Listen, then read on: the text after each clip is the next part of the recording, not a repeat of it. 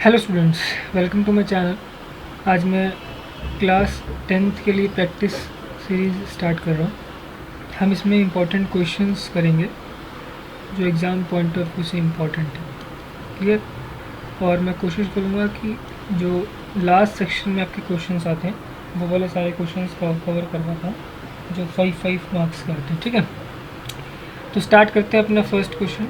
First question कह रहा है कि the angle of elevation of the top of the tower, the angle of elevation of the top of the tower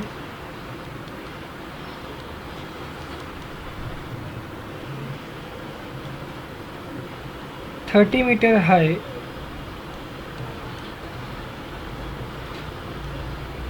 from the foot of another tower, from the foot of another tower in the same plane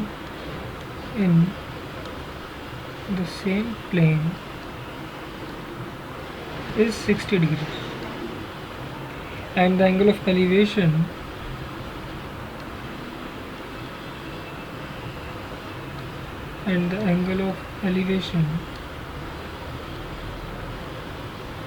of the top of second tower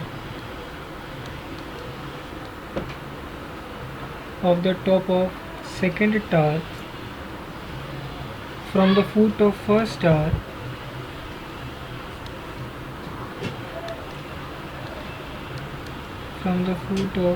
first tower is 30 degree. Find the distance between two towers. Find the distance between two towers and also find the height of tower. And also find the height of other tower.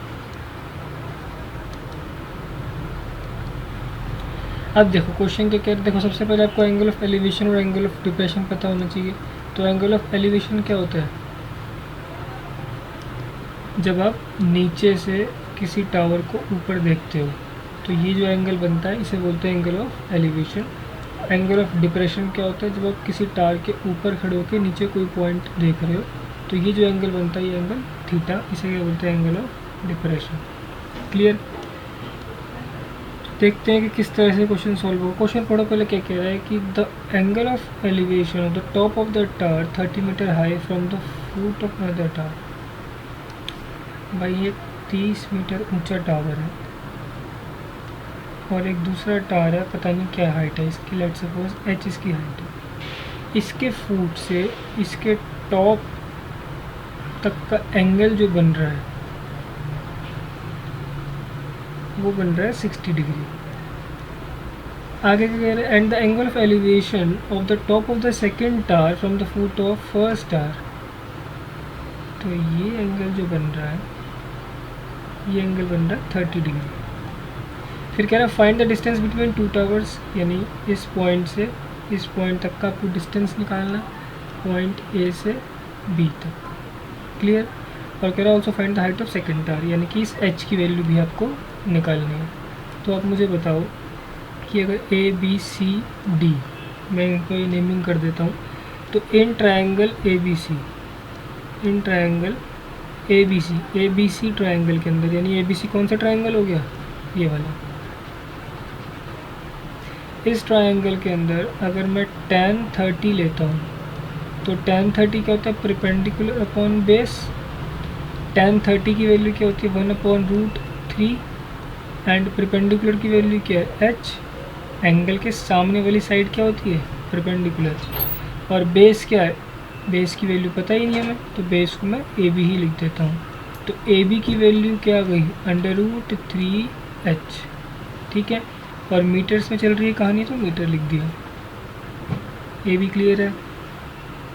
इसके बाद अगर मैं लेता हूँ in triangle A B D triangle में tan अगर मैं लेता हूँ in triangle A B D में tan 60 की वैल्यू, तो tan 60 क्या होगा, tan 60 is equals to perpendicular upon base ही लिखेंगे पहले तो, और tan 60 की वैल्यू क्या होगी √3, परपेंडिकुलर की वैल्यू 30 अपॉन बेस की वैल्यू नहीं पता, तो यहाँ से ए बी की वैल्यू क्या आ गई 30 अपॉन √3।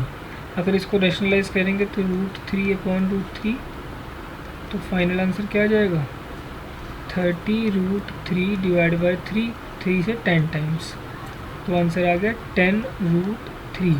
ये किसकी वैल्यू है, ए बी की वैल्यू, तो A B is equals to 10 √3 metres.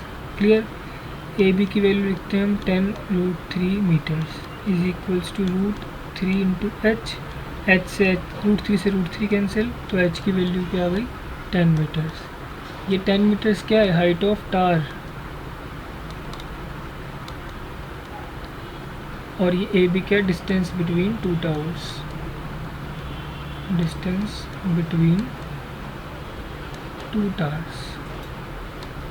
Clear, तो ये था इस क्वेश्चन का सोल्यूशन। बाकी मैं और भी आपको आगे क्वेश्चंस कराता रहूँगा ऐसे ही 5 मार्क्स वाले, ऐसे और अच्छे क्वेश्चंस देखने के लिए चैनल सब्सक्राइब करें और मेरी वीडियो कंटिन्यूस देखते रहे। Thank you so much.